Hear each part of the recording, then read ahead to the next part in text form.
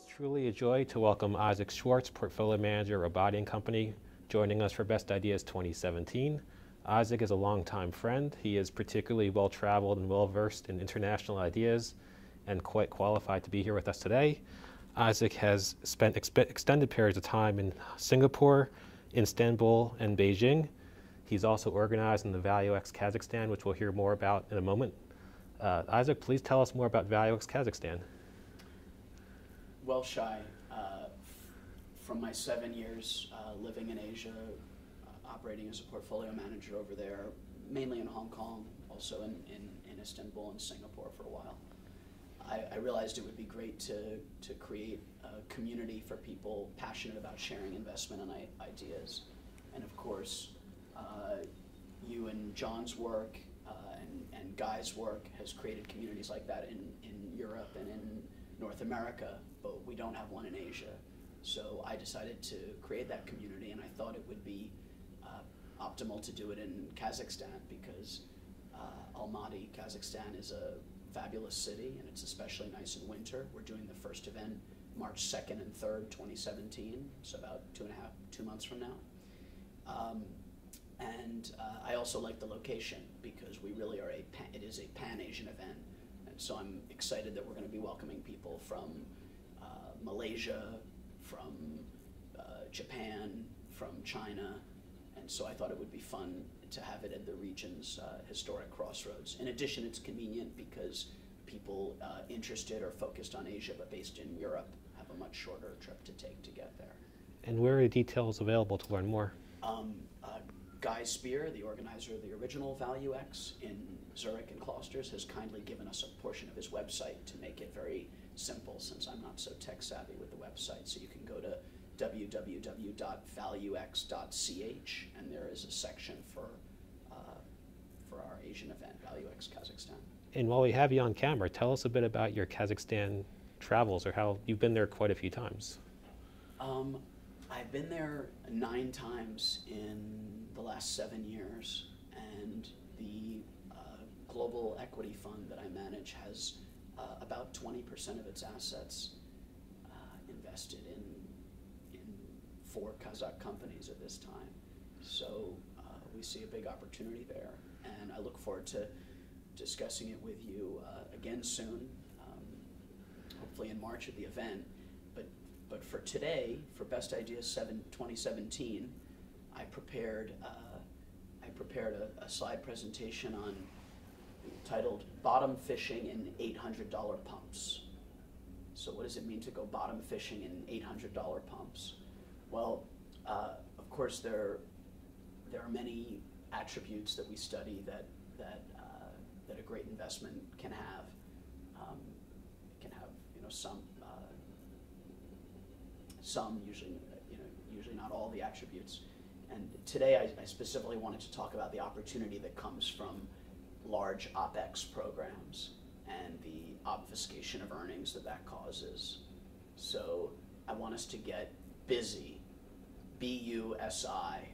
We're looking at a company with brand power that has been underinvested by private equity, where smart money, smart capital allocators came in, and there is a new investment program, and it's very exciting. And so the company I wanted to discuss today is Jimmy Choo, which is the fashion footwear, the British fashion footwear retailer. It's based in London, and it's traded on the London Stock Exchange. There's 389 million shares, and the stock is currently 1.4 pounds, so it's a 545 million British pound market cap. There's 135 million in net debt, so it's a 580 million British pound enterprise. Sorry, it's a 680 million British pound enterprise value, and the company has been public for a little more than 2 years. It's a little older than a 20-year-old company, and the reason I think this is one of the best ideas for 2017 is that if you just do a cursory look at the company, it appears it's going to earn around 25 million pounds for 2016. So at a 545 million market cap, it looks like it's about a 22 times PE ratio. But if you dig into if you dig into what has happened to the company over the last 5 years, and you look at the revenue growth and at the gross profit growth and at the increases in SG&A, you see that actually there is an intrinsic earnings power beneath those numbers that's much higher. And I believe that the true PE, based on if it were a no growth company and we're not making all these operational expenditure investments, would be a very modest, lowish teens PE ratio. So before I go into the company, it's nice talking about a company that I think everyone has at least a cursory familiarity with. It's sort of an iconic brand. But just to give an overview, the making of the $800 pumps, basically starting in the 80s, there was a Malaysian-born immigrant to the United Kingdom who was working as a private cobbler in East London, Jimmy Choo. And in 1996, Tamara Mellon, who was an editor for Vogue, had developed a relationship with him, had written about him, had bought his shoes, and she finally convinced him to launch a couture brand with her. So the company, Jimmy Choo, that has 145 stores around the world today, was started in 1996. And the partners immediately didn't get along. And in 2000, they had a big falling out that led to the namesake leaving. So he hasn't actually been involved since 2000. Between 2000 and 2011, the company went through 3 different iterations of private equity ownership. And then finally in 2011, a new shareholder group, which is the shareholder group today, came in to invest. And that's the Johann A. Benckiser Group of Germany. They paid just over $900 million to buy the business in 2011. They paid 575 million pounds in 2011, as I recall. Now, what is the Benckiser Group, JAB? Well, they are a German consumer products group that dates back to the 1820s. Today, they control a number of large businesses around the world. They're the largest single shareholder of Reckitt Benckiser, which is sometimes called the British Procter & Gamble. Reckitt owns a number of fantastic brands like Dettol soaps, Durex condoms, Mucinex cold medication, French's mustard. Maybe that's more of an also-ran brand in the US anyway. Coleman's mustard in the UK. And Reckitt Benckiser was formed in 1999 by a merger of this German consumer products company and this British consumer products company. Since in the dozen years following the merger, the German group, which was the one actually in control, grew the earnings per share by 20% compound, just over 20% compound for a dozen years. So they had an extraordinary record. And over time, they sold down their holding in Reckitt Benckiser, which started out at 25% in 1999 and is today just over 10%. And they reinvested in other businesses, coffee, cosmetics, and luxury brands. And so today we're talking about the large investment, just under $1 billion cash that they paid in 2011 out of money that they got from selling their almost 2-century-old holding in their family company. So what is this business, and so what is the vision that they saw? Well, at the time they bought it, Jimmy Choo had 80 stores around the world and a really, really great reputation.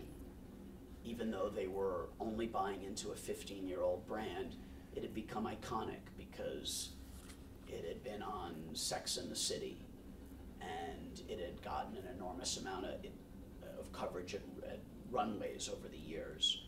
More recently, and more relevantly to their growth plan, it has been pictured in a lot of Korean dramas, and Korean dramas get distributed all throughout Asia, and it's called Hallyu, the new wave, it's called, of Korean cinema and entertainment and television dramas, is a major cultural trope that's critical in Asia and that's linked to Jimmy Choo's growth. So what happened was the group came in 2011, and at the time that they came in, there was about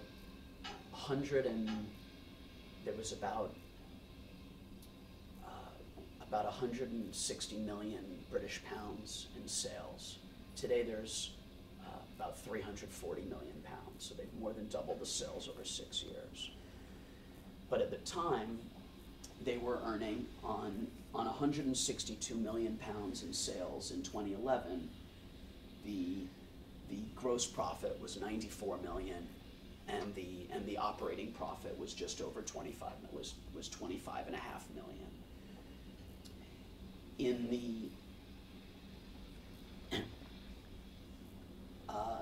those numbers, 162 million in sales and 25 million in gross profit, 5 years later had become 318 million in sales and 30 million in operating income. So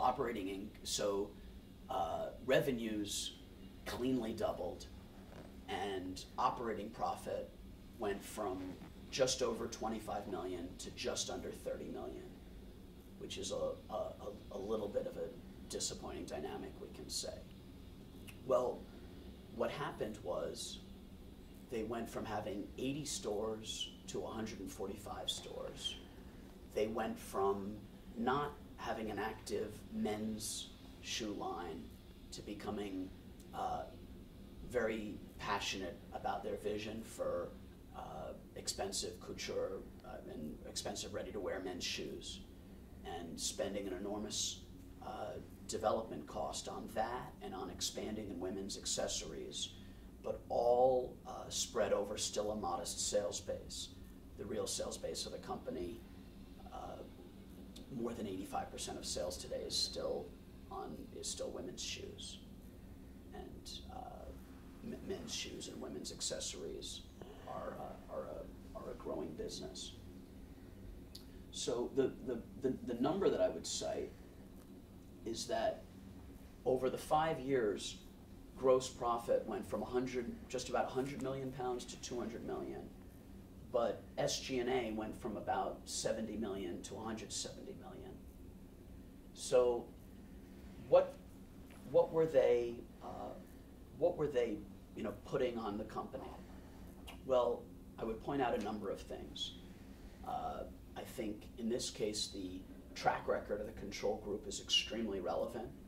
I think the ownership by the management and the incentivization programs that they use, including independent director, stockholding requirements, many cultural things are very meaningful.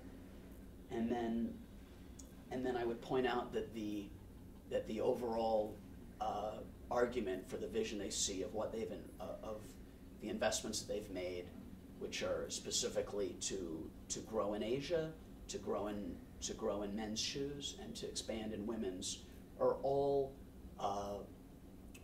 well within the capacity of a good quality brand, and this is an excellent quality brand. So first of all, I'd like to talk about the following the smart money.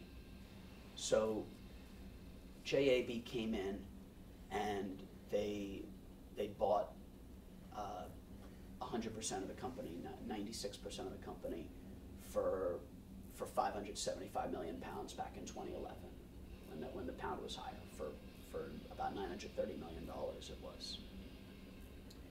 In 2014, they took it public at 1.4, and today the price is 1.4.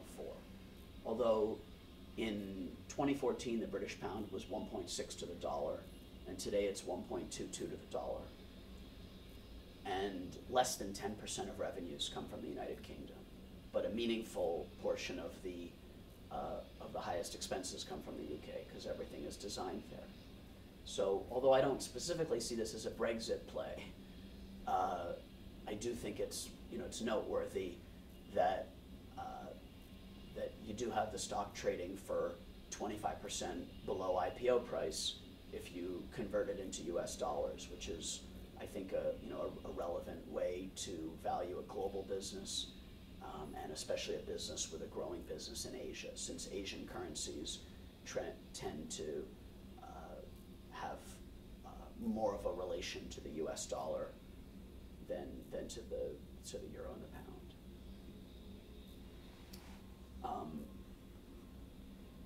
Secondly, I would now just to really point out, this is a very sophisticated control shareholder. Well, the thing I find the most interesting about them is that at the parent company level, at their parent holding company in which they hold the stakes, the 68% of Jimmy Choo that they own, the 10% of Reckitt and other businesses, the parent actually has 3 billion euros worth of publicly traded bonds. So how often do you see a 190-year-old family business that has publicly traded debt at the holding company? It's because they're very financially sophisticated.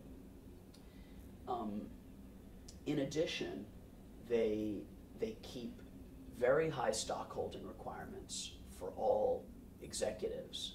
The CEO of the company is required to hold 5 times his salary in stock, 5 times his annual salary. There are requirements for other members of management too.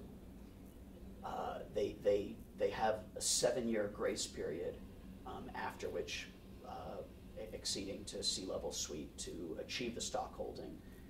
But in this case, the CEO, who came out of a very successful career at Louis Vuitton and is obviously a believer, already owns 6 times his annual salary, which he purchased in stock. And in addition, I think that the bonus structures are very sophisticated. Not only is it tied to revenue growth and profit growth, but critically, at all JAB-controlled companies, they tie it to net working capital as a percentage of revenues. So in other words, you can have access to more capital, you can have access to more working capital, but you have to show revenue growth from it. Now, the sales pitch at the time of the IPO was that we're in the best segment of luxury, shoes, because they're an accessible luxury, and here we're expanding our offering especially by pushing into Asia. The brand is extremely strong in Japan and also into China, and that has been seen in the last 2 years, which have been 2 very weak years for luxury. Jimmy Choo has had positive same-store sales growth. It was just, I believe it was positive 1%. Translation differences. You don't just have to translate British pounds into US dollars, you have to translate British speak into American speak. We call it same-store sales growth. The British call it like for like. One of the things you learn doing research on a British company. Anyway, they've in challenged markets for luxury, they've come out a little bit better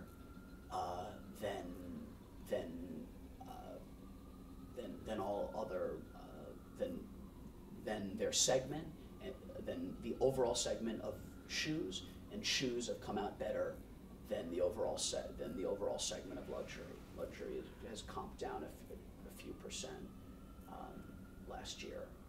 So I think that's a testament to the power of the brand. Another testament to the power of the brand is if you look at the only 2 other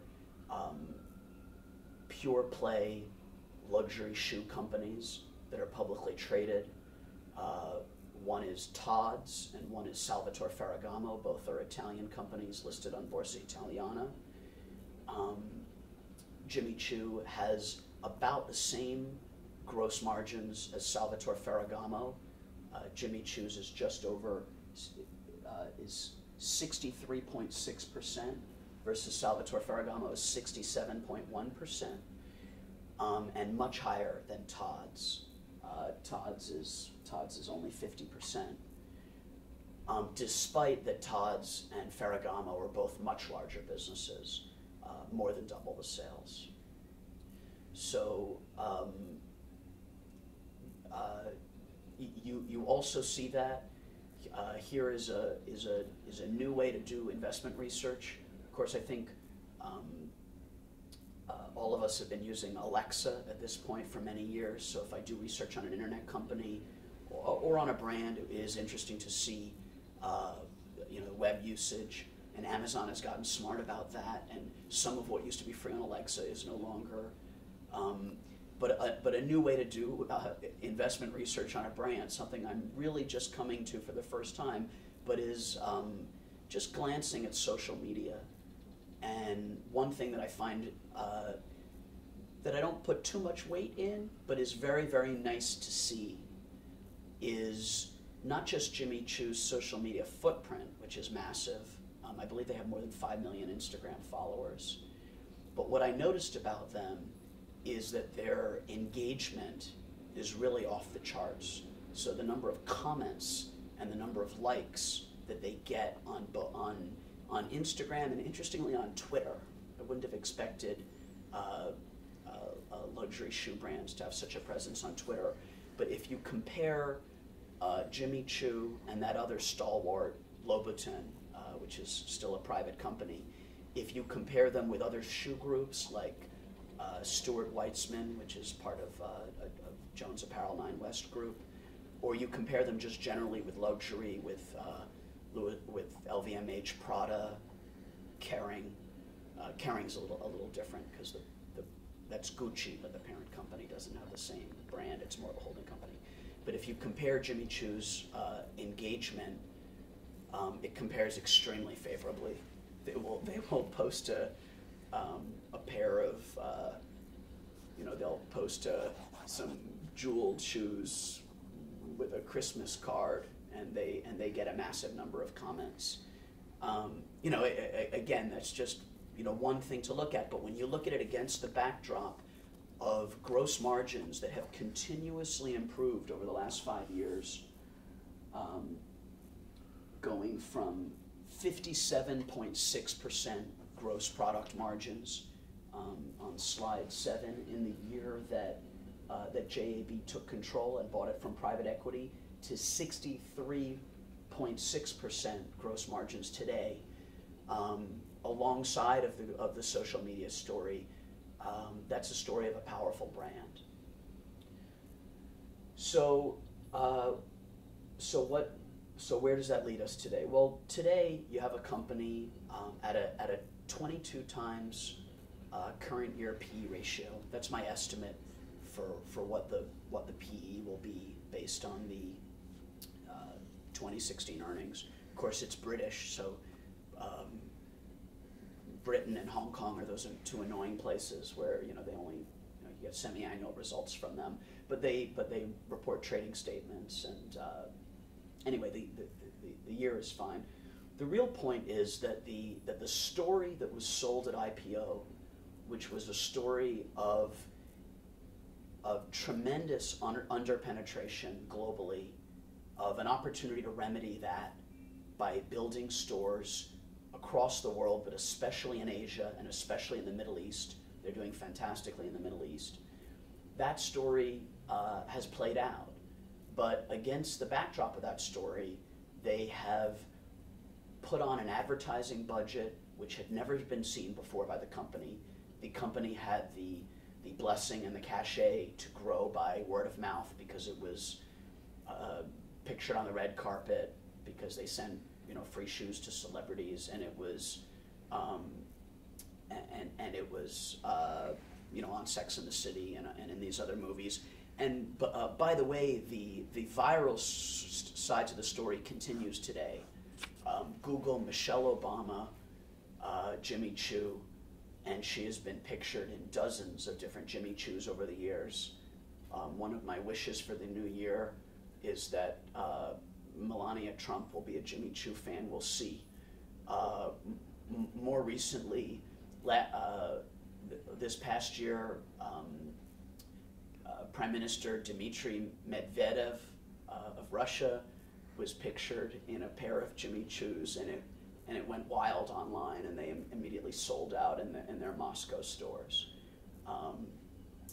ValueX Kazakhstan will be hosted in the Ritz-Carlton Almaty, which is most beautiful hotel in Central Asia, and in the incredibly stylish Sentai Mall directly across the street, there is the first flagship store for Jimmy Choo in Central Asia. So attendees to ValueX Kazakhstan can also get their Choos. Back to the point about how the expense base has gone up, but it has gone up in a sensible manner.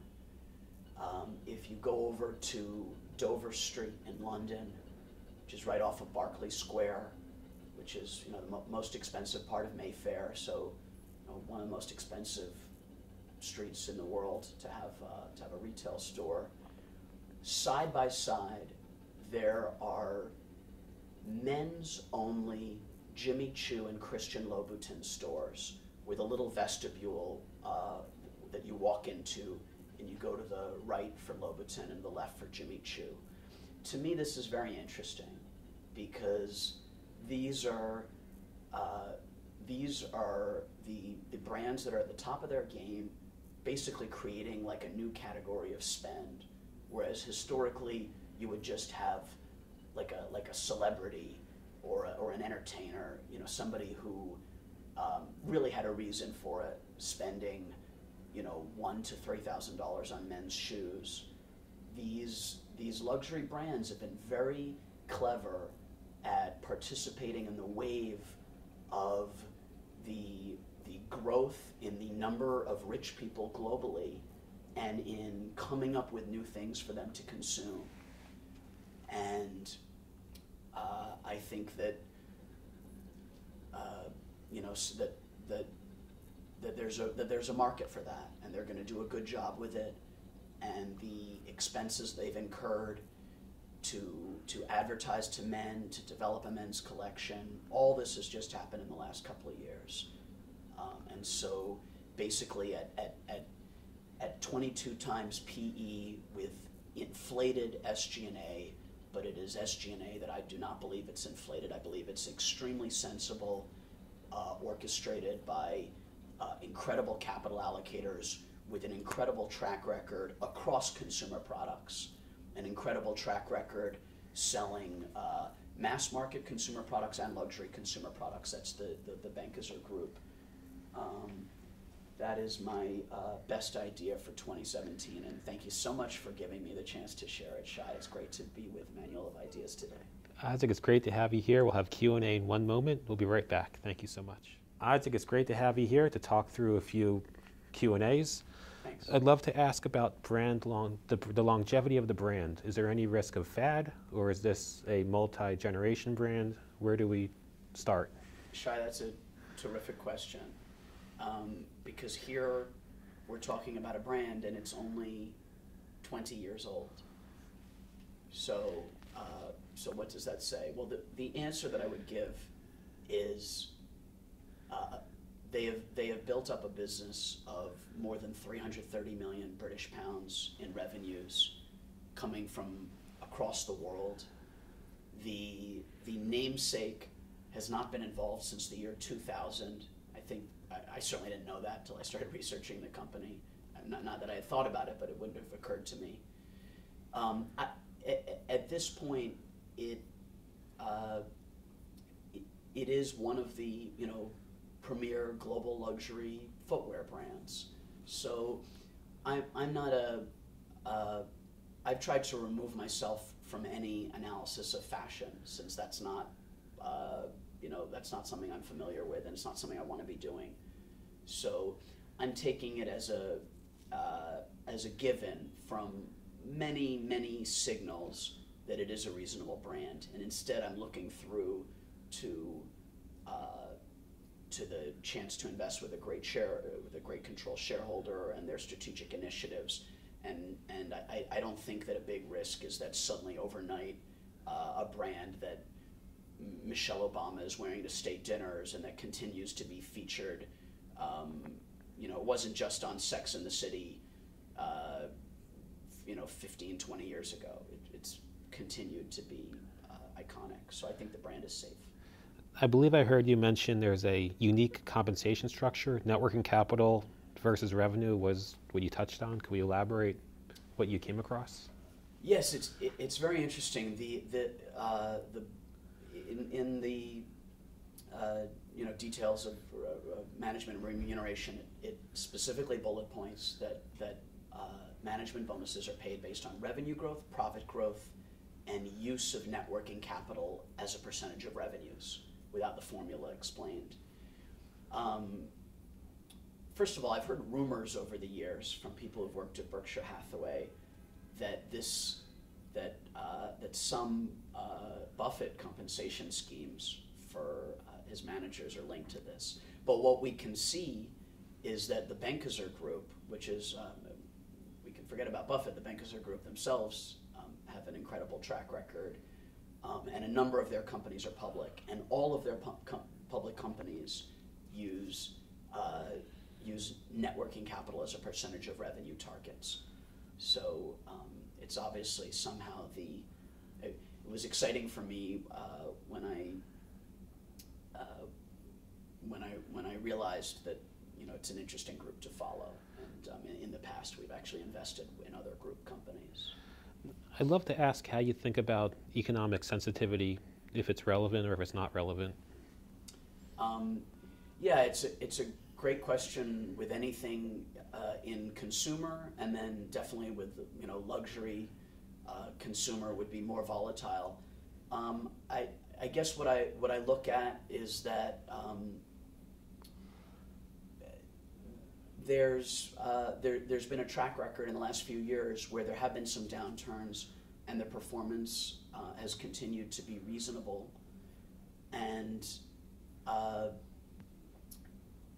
if one were hugely bearish on the global economy, certainly something that would go would be luxury spending. But instead, I think if anything, maybe there'll be a cyclical recovery in that sort of spending. But at any rate, if it just manages to plod along and things are somewhat constant, then I think that the company-specific initiatives are going to really start to shine through. But certainly any luxury spend would be economically sensitive. As I'm hearing you talk, there seems to be growth on the horizon, an impaired optical earnings power. It seems to be more expensive than it really is, a very shrewd shareholder base. To what degree should we worry about the value accruing to the control group and not to the minority shareholders? Do you worry about go private risk? I think that there's a lot of safeguards in place. First of all, they just took the company public 2 years ago with a vision for it to be a public. Now, they also didn't sell so much stock. So the control shareholder owns 67.8%. So 68% is still owned by the parent Benkeser. Then management owns more than 2%, management and the board. And then in addition to that, there's an employee stock option plan that owns more than, a broader stock option plan that owns more than 3%. So if we add up all those numbers, we already have 73% of the shares are already insider held. So I don't think that they're looking to. I think that they're looking to grow and that they want to be public. And keep in mind that they took the company public at a higher valuation than it is today, because they took it public just over 2 years ago at the exact same price that it is today, only when the pound was 1.6 and now it's 1.22. And these are, global investors, so they look globally. Well, Isaac, it's great to have you here. How could people reach out to you to learn more? What's the best channel to reach you? Contact us here at Rabati and Company. I'm at Schwartz and Rabati and Company. So rabati.co? Rabati.com. Isaac, thanks for being here. It's great to learn from your wisdom. We hope to speak to you in the future. Thank you. Thanks, John.